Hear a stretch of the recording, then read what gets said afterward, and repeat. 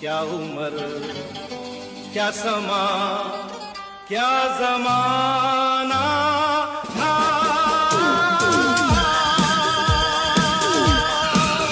एक हसीना थी। गर्दी आणि गर्दी आणि गर्दी. फक्त काय सांगते माहिती आहे, क्वालिटी फक्त मागं बघायचं.